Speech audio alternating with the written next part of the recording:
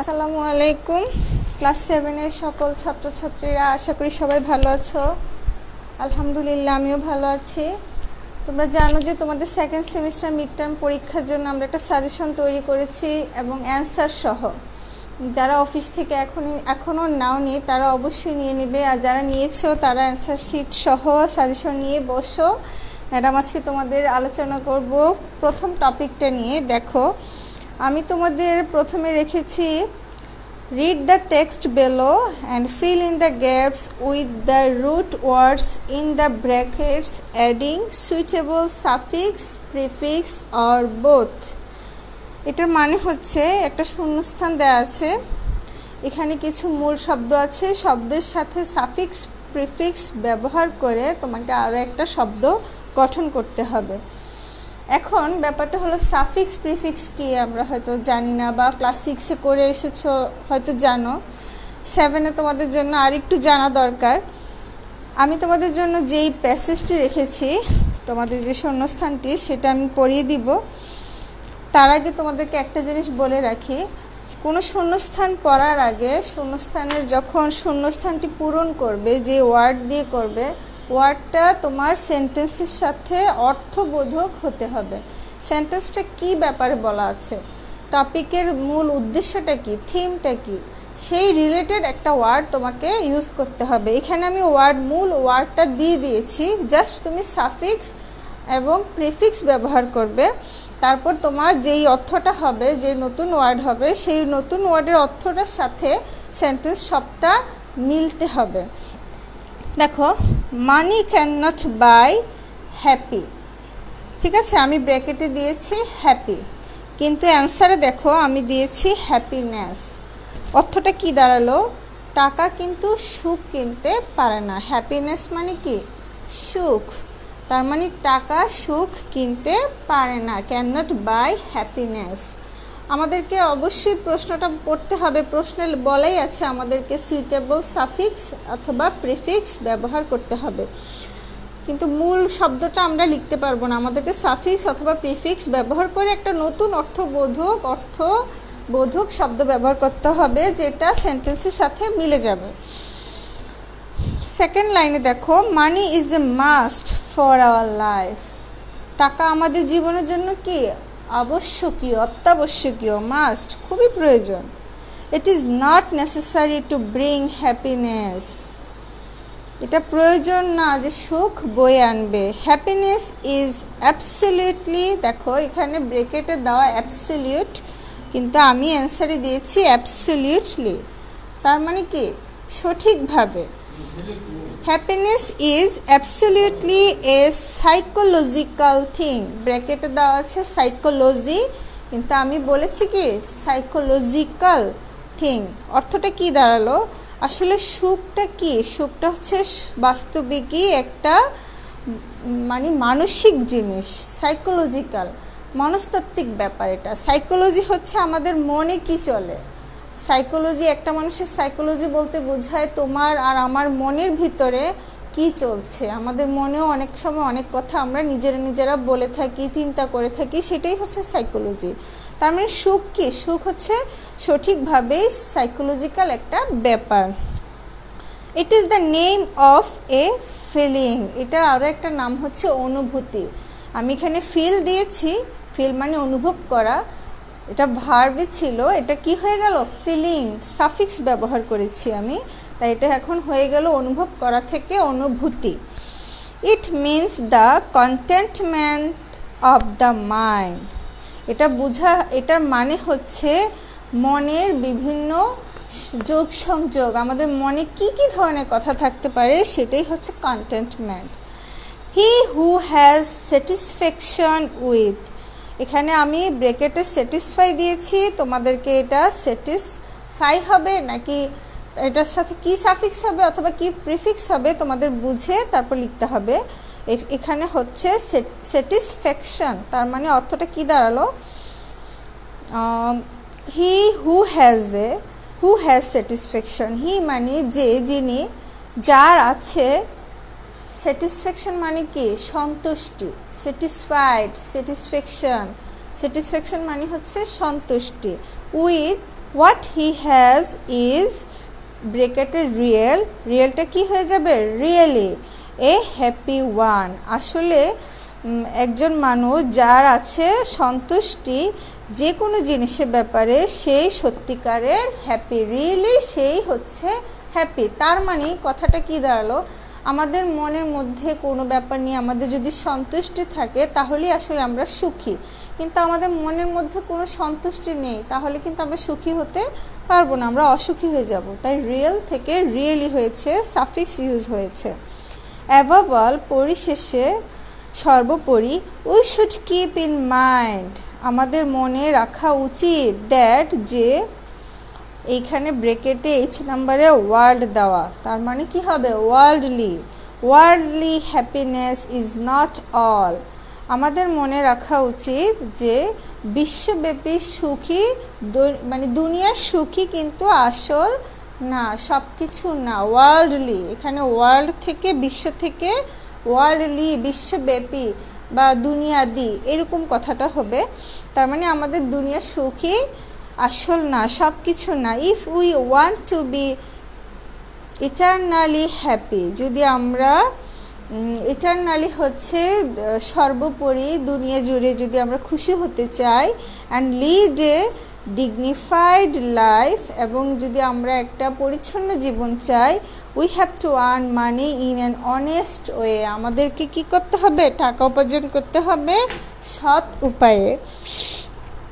দেখো এইখানে প্রত্যেকটা ওয়ার্ডে আসলে তোমার সাফিক্স আছে, একটাও প্রিফিক্স নেই, সবগুলোতেই সাফিক্স, তার মানে কি ওয়ার্ডের শেষে যোগ হয়েছে। তাই আমি তোমাদেরকে সাফিক্স নিয়ে একটু আলোচনা করব, যেহেতু এখানে সবগুলি তোমার সাফিক্স ইউজ হয়েছে।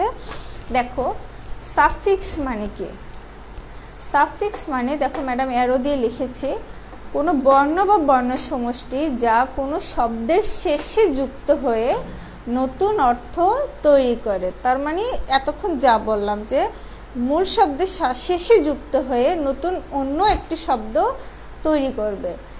সাফিক্স অনেক রকম আছে, দেখো কমন নাউন সাফিক্স, তারপর হচ্ছে অ্যাডজেক্টিভ নাউন সাফিক্স, তারপর ভার্ব সাফিক্স, এইরকম আরও অনেক রকমের সাফিক্স আছে, সরি অ্যাডজেক্টিভ সাফিক্স। এখন দেখো কমন নাউন সাফিক্স, আমাদের আরেকটা জিনিস খেয়াল রাখতে হবে, সাফিক্স মূলত ম্যাক্সিমাম টাইমে তোমার ভার্বের পরেই নতুন কোনো শব্দ অ্যাড হয়, ভার্বের সাথে ই আর ও আর আই ও এন যুক্ত হয়ে কি হবে নাউন হবে। তার মানে মূল ওয়ার্ডটা থাকবে ভার্ব, তার সাথে কি জিনিসগুলো যুক্ত হবে সাফিক্সগুলা, এই সাফিক্সগুলো যুক্ত হয়ে নতুন যে শব্দটা হবে সেটা হয়ে যাবে নাউন। আমাদের প্রথম শর্তটা সাফিক্সের প্রথম যে শর্তটা কমন নাউন সাফিক্স, সেখানে হচ্ছে ভার্বের সাথে ই আর ও আর অথবা আই ও এন যুক্ত হয়ে কি হবে নাউন হয়ে যাবে। প্রথমে থাকবে ভার্ব, তারপরে সাফিক্স যুক্ত হয়ে কি হয়ে যাবে, যে নতুন ওয়ার্ডটা সেটা হবে নাউন। এখন দেখো আমি এক্সাম্পল দিয়েছি, ওয়ার্ক যোগ ই আর, ওয়ার্ক হচ্ছে ভার্ব, সাথে ই আর যোগ করলে কি হয়ে গেল ওয়ার্কার। ওয়ার্ক অর্থ কি কাজ করা, আর ওয়ার্কার যিনি কাজ করেন, তার মানে কি ওয়ার্কার একটা নাউন আর ওয়ার্ক ভার্ব। দেখো কথার সাথে আমাদের এক্সাম্পল মিলে গিয়েছে, সেম দেখো সেল, তারপর ও আর সাফিক্স কি হলো নাউন সেইলর মানে নাবিক, সেল মানে কি নৌকা চালানো, আর ও আর কি হলো সাফিক্স ও আর অ্যাড হলো, অ্যাড হয়ে কি হলো সেইলর নাবিক, কি হয়ে গেল নাউন হয়ে গেল।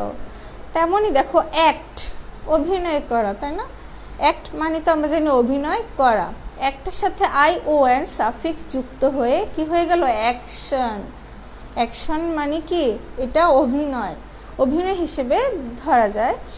ডোনেট, ডোনেট মানে কি দান করা, এটা ভার্ব, আই ও এন যখন অ্যাড করব কি হয়ে যাবে ডোনেশন। এই ক্ষেত্রে দেখো একটু ডিফারেন্স কি জিনিস, ডোনেট টি এর পরে ই আছে, যদি কোনো ভার্বের টি এর পরে ই থাকে তাহলে ইটা আর হবে না, আমাদের আই ও এন ঠিকই লিখবো, কিন্তু আমাদের ইটা আর লিখতে হবে না। কখন? যখন ভার্বের সাথে ভার্বের লাস্টে টি এর পরে ই থাকে, তবেই আমরা যখন আই ও এন সাফিক্সটি অ্যাড করব তখন আমাদের ইটা আর ব্যবহার হবে না। কি হয়ে যাবে? ডোনেশন। তার মানে ডোনেট দান করা, ডোনেশন হচ্ছে দান, নাউন হয়ে গেল। 2 নম্বরে আসো অ্যাডজেক্টিভ সাফিক্স। এটা হচ্ছে এটার থেকে কোন জিনিসটা আলাদা দেখো, এখানে হচ্ছে কমন নাউন সাফিক্স আর এখানে হচ্ছে অ্যাডজেক্টিভ সাফিক্স। ভার্বের সাথে যখন ভার্বের সাথে আমরা অ্যাবল আইবল যোগ হয় তখন অ্যাডজেক্টিভ হয়ে যাবে। তার মানে ভার্বের সাথে অ্যাবল আইবিয়ালি যেগুলো যোগ হয়ে যে ওয়ার্ডটি তৈরি হবে সেটা হবে অ্যাডজেক্টিভ। এক্সাম্পল দেখো, কাউন্ট। কাউন্ট মানে গণনা করা, তাই না? কাউন্ট সাথে অ্যাবল যোগ হয়ে কি হয়ে গেল? কাউন্টেবল মানে গণনার যোগ্য। কথা আলাদা হয়ে গেল, তাই না? কাউন্ট মানে গণনা করা ভার্ব, তার সাথে অ্যাবল সাফিক্স যোগ হয়ে কি হয়ে গেল? কাউন্টেবল মানে গণনা যোগ্য। তেমনই দেখো রিড। রিড মানে পড়া, রিডের সাথে অ্যাবল যোগ হয়ে অ্যাবল সাফিক্সটি যোগ হয়ে কি হলো? রিডেবল। রিডেবল মানে পাঠযোগ্য, আর রিড মানে পড়া মানে পাঠদান করা, পাঠ মানে পড়া, আর রিডেবল মানে পাঠযোগ্য। তার মানে অর্থটা আলাদা হয়ে গেল, এটা নাউন হয়ে গেল, সরি অ্যাডজেক্টিভ হয়ে গেল। আর ভার্বের সাথে কি যোগ হয়ে? অ্যাবল যোগ হয়ে অ্যাডজেক্টিভ হয়ে গেল। প্রথমবার আমরা পড়েছি ভার্বের সাথে এগুলো যোগ হয়ে সাফিক্সগুলো যোগ হয়ে নাউন হয়েছে, এখন পড়ছি ভার্বের সাথে এই সাফিক্সগুলো যোগ হয়ে অ্যাডজেক্টিভ হয়ে গেছে। অ্যাডজেক্টিভ মানে কি?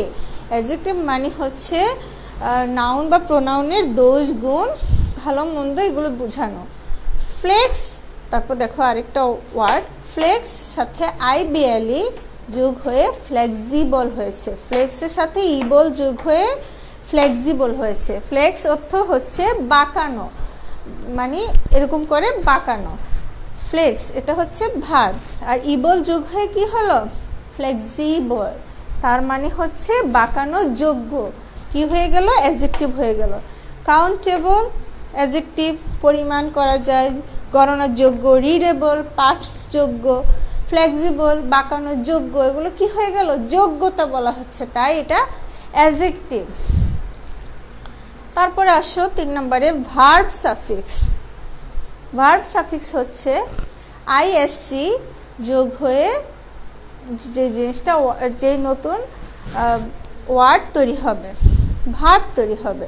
দেখো মডার্নের সাথে আইএসই সাফিক্স যোগ হয়ে কি হয়েছে? মডার্নাইজ। মডার্ন অর্থ আধুনিক, আর মডার্নাইজ অর্থ আধুনিকীকরণ।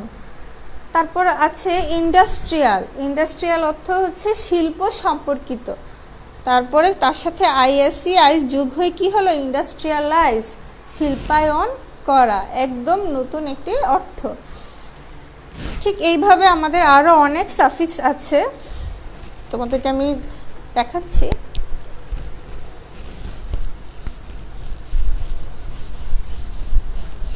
এগুলো হচ্ছে কিছু শর্ত সাপেক্ষে সাফিক্স, যেমন common noun suffix, adjective, verb suffix. এগুলো হচ্ছে নাউন হয়ে যাবে, ভার্ব হয়ে যাবে, অ্যাডজেক্টিভ হয়ে যাবে, কিন্তু এছাড়াও যেগুলো হচ্ছে সেগুলোকে আমরা আদার সাফিক্স হিসেবে ধরব। মানে 4 নম্বরে আদার সাফিক্স, মানে এইসব সাফিক্স ছাড়াও আরও অনেক সাফিক্স আছে, যেমন এজিই যোগ হয়ে কি হবে? কিসের সাথে? যেমন শর্ট সাথে এজিই কি হয়ে গেল? শর্টেজ। আরও আছে এএনটি, অ্যাকাউন্ট যোগ এএনটি কি হলো? অ্যাকাউন্টেন্ট।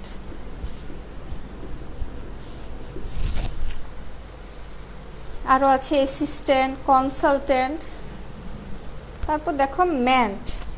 মেন্ট দিয়ে যে তোমাদের শূন্যস্থানও একটা আছে, কন্টেন্টমেন্ট। এক্সাইটমেন্ট, এক্সাইট উত্তেজিত হওয়া, মেন্ট এক্সাইটমেন্ট উত্তেজনা পূর্ণ। এই জাতীয় আরও অনেক সাফিক্স আছে তোমাদের বইয়ের, আমি লিখে দিচ্ছি পেজ নাম্বার 247, তোমাদের যে বইটা গাইড বইটা 245